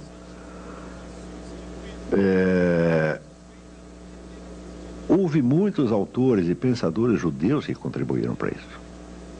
Mas, judeu porque não tinha nascido judeu. Foi um bocado de Trotsky. Trotsky não aceitava ser chamado de judeu. Ele não gostava disso. Mas os judeus acham que ele é judeu. Então, naturalmente, tem um certo carinho pelo sujeito, porque ele é gente nossa. Não é isso? Assim como, por exemplo, agora, faz uma semana, no Congresso de Israel, alguns deputados pediram que o governo israelense fosse processado e punido pelo Tribunal Penal Internacional. É um caso estranho de você pedir, vamos dizer, uma intervenção estrangeira no seu próprio país. Quer dizer, você pega a soberania e diz, olha, aqui não é mais soberano não, tira esse sujeito aí, quem manda agora é o Tribunal Penal Internacional. E 2 desses deputados eram de origem árabe, mas tinha um monte que não eram, tá certo? É evidente que a primeira vez que o Tribunal Penal Internacional tirar um governante de dentro do seu país, o seu país não existe mais como nação soberana. Me parece uma coisa bastante óbvia. A soberania significa justamente não poder ser julgado a não ser pelo seu próprio povo. Aí se tem uma entidade estrangeira que tem mais poder do que o seu governo, acabou a soberania. Então, 2 deputados, um grupo de deputados pede lá a soberania nacional. Naturalmente, esses deputados também dizem, mas eles são judeus, eles são gente nossa, nós temos que carregá-los no colo. Né? Eu digo, esse é um problema. No dia da passeata anti-Bush, lá tinha um monte de judeus fazendo passeata, junto com o pessoal black, não é isso? Que é aquele que, tipo Louis Farrakhan, né? E também com David Duke. Mas quando chega em casa, o que pensa? A mãe dele, a avó dele, a tia dele, diz, não, ele também é judeu, ele é gente nossa. Entendeu? Então fica carregando toda essa gente no colo, e você sabe como é que essa história termina. Não é isso? Então, vamos dizer, só para terminar esta parte, eu gostaria de fazer um lembrete que talvez não soe tem muito agradável, mas veja, o povo que protege os seus próprios traidores, ele paga 2 vezes. Ele paga pela traição que sofre e paga porque ele leva a culpa da traição. Tá certo? E isto já aconteceu com os judeus muitas vezes ao longo da história. Então, na hora que surge, por exemplo, a noção de... Vocês já ouviram a expressão judeu ortodoxo? Assim como tem o católico praticante. Não é isso? Ora, o que é um judeu ortodoxo? É um sujeito que cumpre todos os mandamentos, mas ninguém cumpre todos os mandamentos. Todos nós somos humanos e imperfeitos. Antigamente, quando um judeu não cumpria alguns mandamentos, ele esperava que os outros rezassem por ele e desse tudo certo, não era assim? Não havia esta noção de um judeu ortodoxo e um não ortodoxo. Não havia esta divisão no corpo da igreja, no corpo da identidade judaica, como não havia a divisão similar no corpo da igreja católica. A hora que você aceita que existem judeus ortodoxos e não ortodoxos, significa que você meteu na sua cabeça que existe uma identidade judaica alheia à tradição judaica como tal. E essa identidade simplesmente não existe. Isso quer dizer que, se você pensar a comunidade judaica só como comunidade cultural, ela não existe. Porque essa tem características diferentes em cada cultura. Tem a cultura russa, a cultura alemã, africana, brasileira, etc, etc, etc. Mas, ou seja, ou existe um vínculo com uma tradição e existe alguma lealdade que é necessário ter, tá certo? Para com as origens da comunidade, ou então ela não existe mais. Do mesmo modo seria o que é o católico não praticante. Antigamente não havia católico praticante, tinha os católicos mais, digamos, bem comportados e mal comportados, mas não todos igualmente católicos. O sujeito que nunca ia na Idade Média, o sujeito que nunca ia na missa, nunca confessava, nunca comungava, tá certo? Mas tinha sido batizado, ele era tão católico quanto os outros. Não se dizia ter o praticante e o não praticante. Na hora que você aceita que existe o ortodoxo e o não ortodoxo, ou o praticante e o não praticante, você está cortando no corpo da sua identidade comunitária e você está correndo perigo a partir deste momento. O perigo pode levar 1 década, 2 décadas, 1 século, 10 séculos para aparecer, mas algum dia te pegam, tá certo? E quando pegam, não é brincadeira. Então,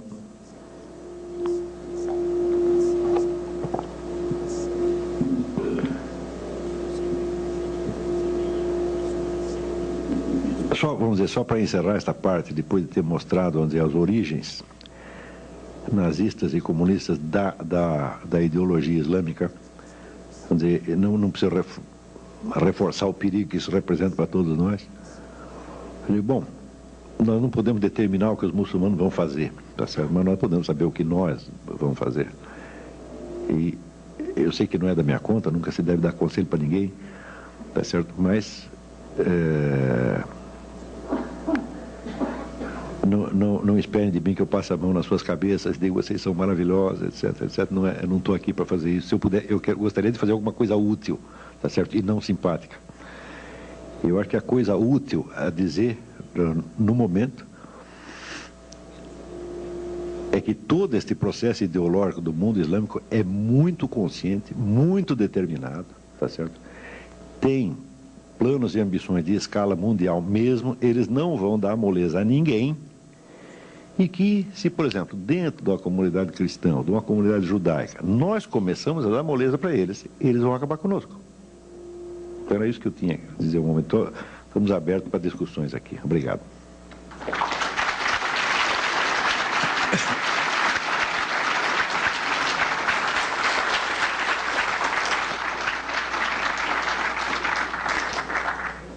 Olá, eu tenho já algumas questões que chegaram aqui. Na verdade, aqui é uma frase para você comentar. É do Márcio Mendes. A terceira grande guerra instalou-se na política, na economia, no social, com destaque na religião. Militarmente, num espaço não medido de tempo, a deflagração total será sentida. Pede o seu comentário da frase. Se é que eu entendi o que você quis dizer, eu acho que você tem razão, sim. Quer dizer, nós já estamos vivendo essa guerra, né? Isso já está instalado. A guerra existe a partir do momento em que um dos personagens envolvidos não aceita de maneira nenhuma a existência do outro, tal como o outro está. Quer dizer, se você tem um plano, vamos dizer, de socialismo mundial, de islamismo mundial, pronto, você já declarou guerra.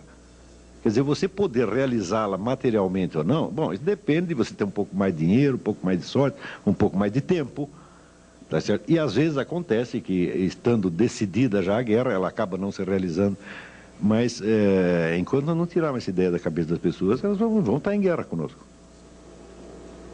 E você veja, no momento em que o islamismo oferece uma nova chave totalitária, o que é que ele faz? Ele absorve em seu favor todos os remanescentes das outras duas ideologias. E que é um fenômeno esquisitíssimo que aí acontece hoje, tá entendendo? Quer dizer, quando a gente vê, por exemplo, pensa bem, e nas passeatas de Nova York você vê aquelas feministas mais radicais, tá certo? Marchando ao lado dos piores machistas que tem na face da Terra. Não é isso? E como é possível coisas tão contrárias? Bom, elas são contrárias na expressão vamos dizer, de valores determinados pelos quais elas lutam, mas o seu fundo e a sua origem ideológica é exatamente a mesma. Quer dizer, o Islã fica uma boca de funil e tudo vai cair para lá. Tá entendendo? Agora, espero que vocês entendam que quando eu estou falando, vamos dizer, do Islã moderno, revolucionário, eu seria o último a querer, vamos dizer, jogar sobre o Islã tradicional as culpas do Islã revolucionário. Assim, seria tão absurdo quanto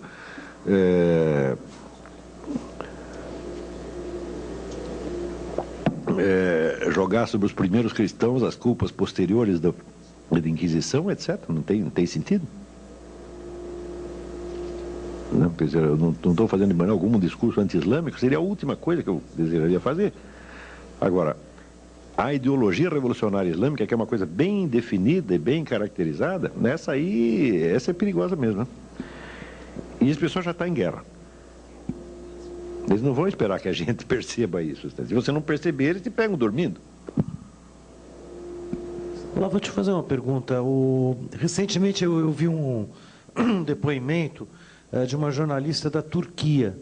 E ela chamava a atenção que às vezes a gente não percebe que existe uma opção turca do Islã que é muito mais vamos dizer assim, acessível, amigável, com outro pró-ocidental, separa um pouco o que você colocou da teocracia e da política. Enfim, ela colocava como uma opção o modelo turco. Bom, mas é o modelo turco, mas ela está pensando em termos de estados, tá certo? E você veja, eu já estou falando com ele em termos de movimento de massa, quer dizer, não existe uma ideologia turca, você está entendendo? Não existe uma doutrina política turca, democrática, por exemplo, que possa se espalhar entre os muçulmanos e neutralizar a influência desse pessoal radical. Não tem isso, está entendendo? Então o que ela quer dizer é, pensa, bom, os turcos são um pouco mais dialogáveis, tá certo? Mas, quer dizer, esses movimentos de massa, eles não aceitam vazio, você está entendendo? Quer dizer, a única opção ideológica que o Islã tem hoje é esta. Então, é que nasce ali com esses Said Qutb e outros, né? Quer dizer, eles preencheram um vácuo ideológico, quer dizer, eu acho errado, por exemplo, a visão que se tem no Ocidente às vezes é muito errada, quando se fala de decadência islâmica. Intelectualmente o Islã jamais decaiu, nunca. Tá? Nós é que paramos de ter notícia, tá certo? Mas, por exemplo, tem um livro que eu recomendo, chama Un Islam Iranien, do Henri Corbin, é um grande historiador da filosofia, tá certo? Que dá ideia, vamos dizer, da tradição filosófica iraniana, tal como ela continuava até o momento que ele estava escrevendo aquilo, que era a década de 40, 50, é uma coisa muito impressionante. Quase que o Irã sozinho ele tem mais e melhores filósofos do que qualquer país da Europa, considerado individualmente. Isso nunca parou. Vocês leiam o Said Hossein Nasr, um monstro de filósofo. É verdade que ele foi botado de lá para fora, foi expulso do Irã pelos ayatollahs. Mas é que ele é um muçulmano de tipo antigo, um muçulmano tradicional. E os caras vêm com a ideologia revolucionária, então não tinha lugar para ele. Lá vou uma pergunta breve aqui, mas onde se insere o terrorismo nesta organização, entre aspas? Bom, o terrorismo é exatamente o que estava no Karl Mannheim, né? O terrorismo serve, sobretudo, para duas coisas. A primeira é exatamente essa que diz Mannheim, que é desorganizar a sociedade. Fazer com que as pessoas se sintam desamparadas. Você veja, quando você... No Rio de Janeiro, por exemplo, quando você vê assalto para tudo quanto é lado, narcotráfico, etc., etc., você fica com raiva de quem? Dos traficantes? Eu nunca vi ninguém com raiva dos traficantes. Você fica com raiva do governo. Não é assim? Isto é a estratégia do grupo nazista, como diz o Mannheim. Você se sente desamparado pelo seu grupo, você fica com raiva do grupo e se afasta dele. E é aí que eles te pegam mesmo. Tá certo? Então, o terrorismo é, sobretudo, esta arma psicológica para fazer você ficar com raiva do seu governo. Nós vimos o que aconteceu na Espanha. O pessoal ficou com mais raiva do Aznar do que de quem jogou a bomba. Está compreendendo? Então, isto é uma coisa. Outra coisa é aquele negócio da guerra assimétrica que eu tentei explicar, não, que eu mencionei no artigo da Folha, porque jornalismo hoje é o seguinte, o tamanho dos artigos diminui cada vez mais, né? Diminuindo, então é jornalismo minimalista. Então, só dá para você dizer as coisas, mas não dá para você provar nada. A prova fica... Bom, quem quiser a prova, vai lá em casa, eu te explico o resto, né? Tem que dar o endereço do cara, né? Então... Essa coisa da guerra assimétrica é um conceito que foi desenvolvido, sobretudo, pela KGB, muito antigamente, mas que a KGB mesmo nunca conseguiu usar de maneira plena. Só ele vem sendo usado agora. Na guerra assimétrica, você não julga os dois lados pelos mesmos critérios. E eles, de certo modo, não fazem a guerra no mesmo campo. Um está lutando aqui, o outro está lutando no outro plano. Quer dizer, os exércitos não se encontram. Tá, né? Então, por exemplo, no caso dessa, se você pega o que se publica, por exemplo, contra Israel, Israel é sempre cobrado e exigido em nome de certos compromissos morais, jurídicos, etc., que o governo israelense tem. O outro lado não é cobrado por quê? Porque não tem compromisso nenhum. Então, um lado pode tudo, o outro não pode nada. Agora, o lado que pode tudo, ele ainda pode fazer chantagem emocional com o outro, chantagem moral com o outro. Isso foi muito bem aplicado no tempo da Guerra da Argélia. Talvez foi o primeiro laboratório. Né? Tem esse livro do Jacques Beau, que é um estrategista suíço, chama A Guerra Assimétrica ou A Derrota do Vencedor. E ele mostra que na Guerra da Argélia, o pessoal da Frente Nacional de Libertação fazia tudo, fazia narcotráfico, assassinato em massa, tomava dinheiro do povo, usava prostituição, mas fazia o diabo, era assim, era um inferno aquilo lá. Mas, se um sargento francês deu umas bofetadas num prisioneiro argelino, aquilo era denunciado na mídia do mundo inteiro, tortura, sabe? Então, o julgamento, a mídia é diferente. Esse aqui pode fazer tudo. O outro não pode fazer nada. Por quê? Porque o outro assume compromissos legais. Nós não assumimos nenhum, nós estamos livres. Então, um lado fica acima do bem e do mal. Então, você veja agora, eu também escrevi sobre isso, escrevi no Globo. Então, olha, os americanos, o que eles fazem com os prisioneiros iraquianos? Eles tiram a roupa deles, fazem umas piadas de mau gosto, humilham o sujeito, não é isso? E os iraquianos, o que fazem? Esfola, queima vivo, corta o pescoço. Tá certo? E por que o pessoal fica mais indignado com o que o americano fez? Bom, você tem de fato, são dois delitos. Tá certo? Mas não são a mesma coisa, não tem a mesma gravidade. Não é isso? Então por que o delito menos grave causa mais escândalo? Porque quem o cometeu está comprometido moralmente, ele tem compromisso, ele é uma democracia, ele é um Estado constituído, etc. E o outro? Nós já somos bandidos mesmo, nós temos direito a tudo. E é por isso que o povo também não fica com raiva do assaltante, do sequestrador, do narcotraficante, mas fica com raiva da Rosinha Garotinho. Então, eu jamais seria capaz de ficar com raiva da Rosinha Garotinho. Porque para ser objeto de uma emoção humana, a pessoa precisa, em primeiro lugar, existir. Não é isso? Ela não cumpre essa condição, fala, eu não consigo ter raiva, nem nada. É a pessoa que está lá. Agora, eu dos traficantes e bandidos tenho raiva sim. Agora, quando você começa a ficar com raiva do verdadeiro agressor, para ter raiva deles, você precisa ter uma certa coragem. Santo Tomás de Aquino diz o seguinte, que a única diferença entre o raiva e o medo, ele diz que a raiva e o medo são a mesma emoção.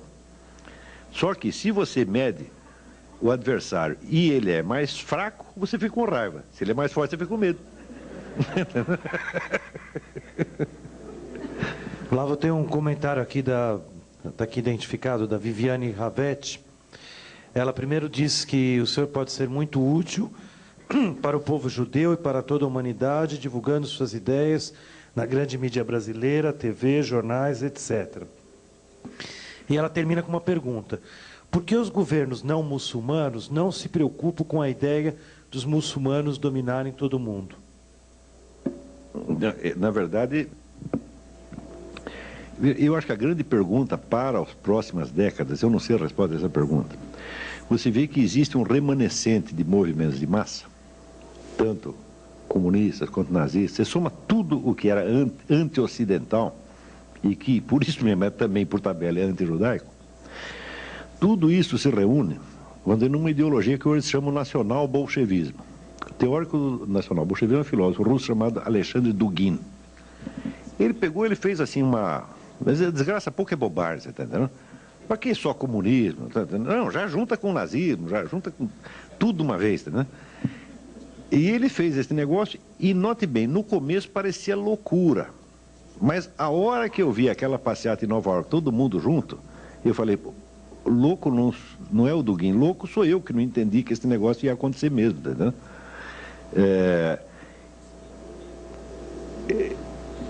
Existe este movimento, que é meio socialista, meio nazista, é anti-americano, anti-ocidental, e por outro lado tem um movimento islâmico. Um está achando que vai usar o outro está achando que vai usar o um. Tá? Esta é a pergunta para as próximas décadas. Quer dizer, quem vai se utilizar de quem? Cada um está esperando que vai usar o outro. Tá? Se alguém aqui souber a solução disso, e souber quem vai ganhar essa parada, porque existe uma aliança tática no momento. Tática até estratégica, de longo prazo, mas Mais dia, menos dia, isso vai rachar. Mas eles só vão brigar entre nós depois deles acabarem conosco. Então, na verdade, não teremos que resolver esse problema, nós não estaremos mais aqui. Lá vou ter uma pergunta provocadora aqui para você. Não estou conseguindo ver o nome, mas como você comentaria o capitalismo ocidental? Tua posição? Ah, como? Não é o capitalismo, é o capitulacionismo. Capitulacionismo. Eu interpreto, em primeiro lugar, que ele não é bem um capitulacionismo. Esse negócio está cheio de gente que está trabalhando para o lado de lá. Não tem capitulacionismo, tem traição. Tem sujeito vendido, isso tem. Agora, essas coisas, vamos dizer, eu estou dizendo isso não porque eu saiba caso por caso, fulano de tal tem uma conexão com não sei o quê. Eu não, com relação à situação presente, não sei, mas eu estudei a história do passado. Então você veja, por exemplo, nos Estados Unidos, houve aquele forrobodó nos anos 50 porque o tal do Joe McCarthy disse que havia 57 agentes soviéticos no governo americano. E todo mundo diz, caça as bruxas, etc, etc. Bom, depois que acabou a União Soviética e se abriu os arquivos de Moscou, se descobriu quantos agentes havia mesmo. Tem mais de 300. Está entendendo? Então, muita gente que se fez de ofendido com aquilo, na verdade, não era ofendido. O próprio sujeito que estava denunciando a caça às bruxas era um agente soviético. Hoje, isso está esclarecido definitivamente. Não é... No Brasil, não, porque nada do que se... Nos últimos 12 ou 13 anos, o que os historiadores descobriam nos arquivos de Moscou é assim, são montanhas e montanhas e montanhas de fatos. E o que tem saído sobre isso no mundo é muita coisa. No Brasil não saiu nada até agora. Ninguém sabe de coisa nenhuma. Né? Outro dia, por exemplo, eu disse isso para a pessoa, porque tem 40 livros que mostram, livros que incluem uns facsímiles, todos os documentos e tal. A pessoa disse, você está defendendo o Joe McCarthy? Ai, que horror! Eu falei, mas como defendendo?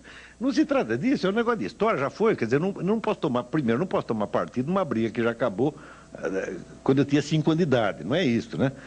É simplesmente, estou dizendo, olha, o cara disse que tinha 57, ele na verdade não sabia de nada. O McCarthy não sabia de nada, ele acertou por, como é que se diz, no escuro.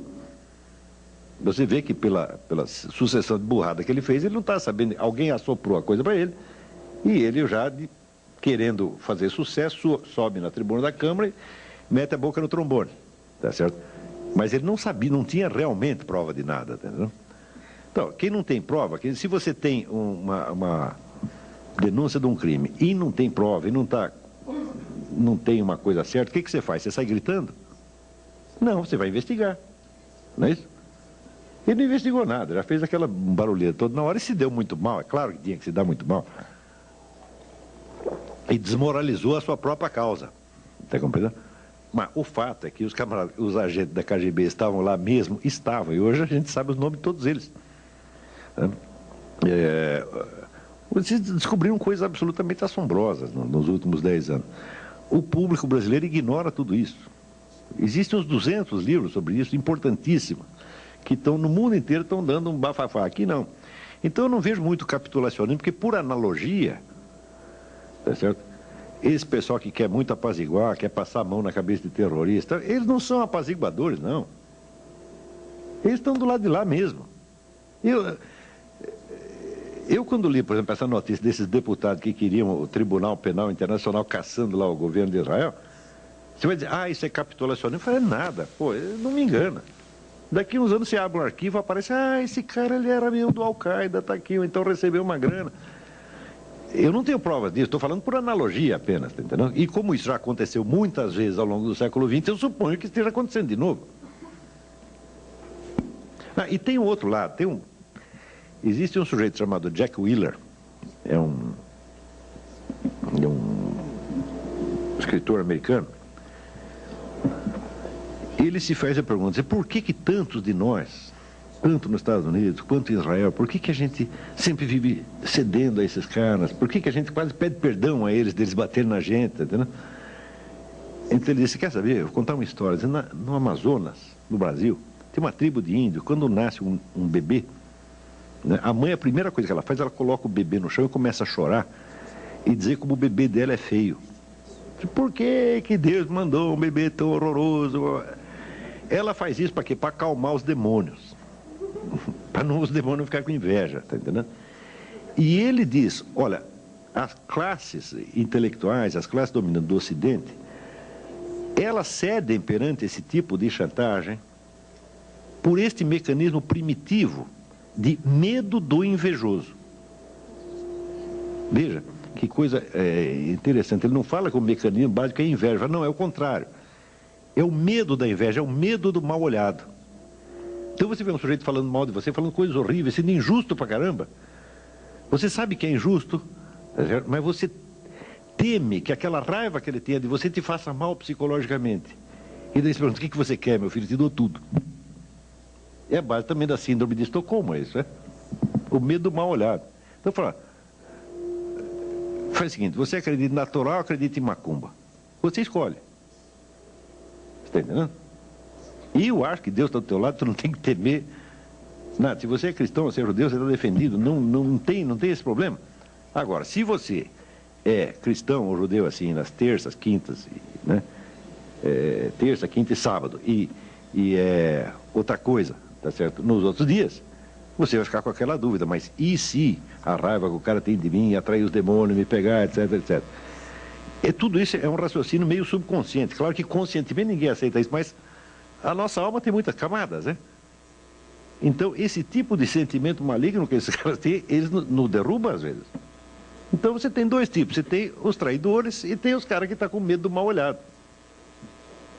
Deve ter outras explicações também, mas por enquanto foi essa que deu para arrumar. Flávio, tem várias perguntas, eu vou juntar num bloco aqui, que pedem que você comente um pouco a situação atual do conflito no Oriente Médio, Israel, os palestinos, e qual a solução, segundo o teu ponto de vista? Olha,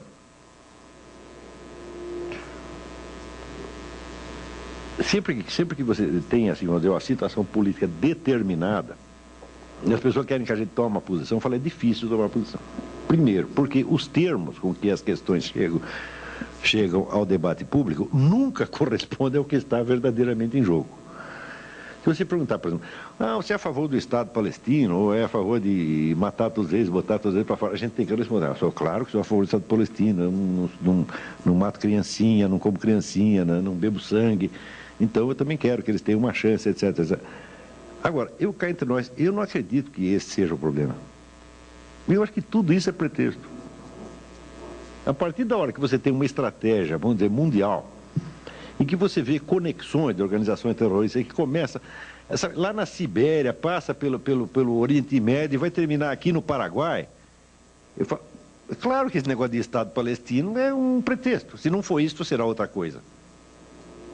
Sempre haverá algo pelo qual eles vão culpar todo mundo e tentar fazer os outros sentir, como é que se diz? Sabe, essa inoculação de culpas e a inoculação do sentimento maligno, sempre terá um meio de fazer isso.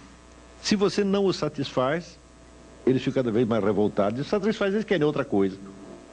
Portanto, assim correr, o bicho pega, se ficar o bicho come. É com isso que nós temos que aprender a lidar. Então, você é a favor do Estado palestino ou contra? Eu não sei. Eu não estou interessado. Eu estou interessado no que vocês estão fazendo aí. Com relação a isso, você faz do jeito que você quiser. Agora, veja, o sujeito que articula o debate, você pensa, se tem uma luta de boxe, né? Tem aqui, sei lá, o famoso clássico Cassius Clay contra Evander Holyfield. Qualquer um deles pode ganhar, não é verdade? Mas, o seguinte, a firma que promoveu a luta vai ganhar de qualquer maneira, né? Então é o seguinte, quem montou o debate? Quem equacionou os problemas, está entendendo? Quem escolheu os candidatos, quem escolheu as alternativas e está me formulando o problema. Esse é que é o gostosão por trás do negócio. Então, todo o equacionamento que nós vemos na mídia hoje é como se fosse realmente um problema de povo palestino. Agora, para pensar, quantos países islâmicos existem? Qual é a extensão territorial deles? É imensa. E lá dentro, pô, não tem um pedacinho para dar para os palestinos? Se eu fosse o governo brasileiro, eu digo, bom, Cedia um pedaço da Amazônia, que só tem macaco e tatu-bola, tá entendendo? Eles vêm tudo para cá. Receberão você de braços abertos. Não é isso? Agora, tem lá um pedacinho assim chamado de Israel. Tá? Por que eles querem o pedaço justamente ali? Tá? Se não estavam lá, historicamente está comprovado que 100 ou 200 anos atrás não tinha palestino nenhum ali, isso nunca existiu. Bom, agora estão lá e precisam de um espaço. Eu digo, tá certo, a gente tem que quebrar o galho deles. Tudo bem. Mas existem tantas alternativas, tantas soluções para isso. Quer dizer, por que insistem neste ponto? É porque é um problema estratégico. E eu acredito assim no Ion Mihai Pachepa, quando diz o seguinte: olha, esse tal de Arafat, esse cara não é islâmico, coisa nenhuma, esse cara é um comunista, fui eu que treinei ele, ele tem uma ele pensa como comunista. Pensa como, vamos dizer, tipo comunista profissional. Né? Existe eu vou recomendar outro livro para vocês, eu acabei não falando disso. Eu comecei a falar da história do judeu anti-judeu. Né? Tem um livro absolutamente indispensável, chama-se To Eliminate the Opiate, quer dizer, eliminar o opiáceo, né? Escrito pelo rabino Marvin Antelman. E é a história da progressiva ruptura que vai acontecendo dentro da comunidade judaica a partir do surgimento de certas seitas gnósticas no século XVII, que vão entrar vão ser antepassados dos movimentos revolucionários de massa do século XIX e XX. Tá certo? E quando você vê a facilidade com que indivíduos, vamos dizer, de origem judaica vão entrando nesse negócio e acabam trabalhando contra o próprio povo judeu, uns de sacanagem, outros que não percebem, olha, é de arrepiar os cabelos. Entendeu? Então, vamos dizer, como é a origem de um Trotsky? Como chega a acontecer um fenômeno Trotsky que nunca houve ao longo da história? Não é isso? Da onde surgem esses camaradas? É porque deu na cabeça? Não. Isso aí foi se formando, vamos dizer, como aconteceu dentro da Igreja Católica, mas mesma coisa. Né? O pessoal fala de crise da Igreja Católica, eu acho, quer dizer, até onde eu estudei, eu acho que o judaísmo está numa crise muito pior. Ele está muito mais ameaçado e tem muito mais antagonismo interno do que você tem na igreja, no cristianismo. Eu acho que a situação não é nada invejável e não é para brincar, não. Você vê um sujeito como Noam Chomsky, eu garanto que uma boa parte da comunidade judaica lá de Nova York ainda recebe o cara, ele é um dos nossos, senta aqui no colo e tal. Não, ele só quer que, sei lá, acabe o Estado de Israel, mata todo mundo, põe todo mundo para fora, mas se tirando isso é boa gente. Entendeu? Como é que pode? Está entendendo? E essa coisa, vamos dizer, de carregar o traidor no colo, é coisa, só dois povos fazem isso tão bem, americano e judeu. São especialistas em fazer isso. Dizer, alimentar o seu próprio assassino, o seu próprio inimigo, falando, cuidado com isso, pode chegar até um certo ponto. Claro, a gente fala, todo mundo é humano, você não quer briga, mas calma lá. Agora não é mais brincadeira, é? Olavo, eu estou com muita pergunta aqui. Eu vou talvez te fazer uma questão, alguém também sempre buscando soluções, né? O que o senhor acha da tolerância como forma de resistência a todas as formas de totalitarismo, autoritarismo? Olha, essa palavra tolerância já se fez tanto crime em nome dela que é um negócio incrível, né? Porque você veja, a Revolução Francesa, que vinha em nome da tolerância, né? Ela, assim, nas primeiras semanas já matou 200 mil pessoas. 200 mil pessoas. A Inquisição Espanhola, que não foi nenhum doce de coco, o total de vítimas da Inquisição Espanhola são 20 mil pessoas em 4 séculos.